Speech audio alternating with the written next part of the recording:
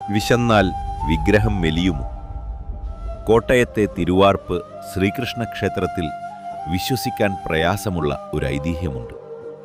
കംസവധത്തിനു ശേഷം അതീവ വിശപ്പും ദേഷ്യവുമായി നിൽക്കുന്ന കൃഷ്ണനാണ് ഇവിടുത്തെ പ്രതിഷ്ഠ.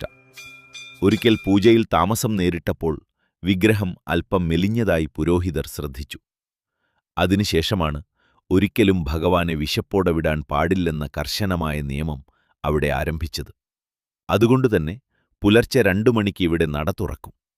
ഏതെങ്കിലും കാരണവശാൽ താക്കോൽ കൊണ്ട് വാതിൽ തുറക്കാൻ വൈകിയാൽ അത് വെട്ടിപ്പൊളിക്കാനായി പൂജാരിയുടെ കയ്യിൽ എപ്പോഴും ഒരു കോടാലി കരുതിയിട്ടുണ്ടാകും. ഭഗവാന്റെ വിശപ്പടക്കാൻ നിമിഷങ്ങൾ പോലും വൈകിക്കരുത് എന്നതാണ് ഇവിടുത്തെ നിയമം. സൂര്യഗ്രഹണ സമയത്ത് പോലും ഇന്ത്യയിലെ എല്ലാ ക്ഷേത്രങ്ങളും അടച്ചിടുമ്പോൾ തിരുവാർപ്പിൽ മാത്രം നട തുറന്നിരിക്കും. അഭിഷേകം കഴിഞ്ഞ് തല തുവർത്തുന്നതിനു മുൻപേ ഭഗവാന് നിവേദ്യം നൽകുന്ന ലോകത്തെ ഏക ക്ഷേത്രം. ഭക്തിയും അത്ഭുതവും നിറഞ്ഞ ഈ തിരുവാർപ്പ് കൃഷ്ണന്റെ സന്നിധിയിൽ നിങ്ങൾ പോയിട്ടുണ്ടോ? കമന്റ് ചെയ്യൂ.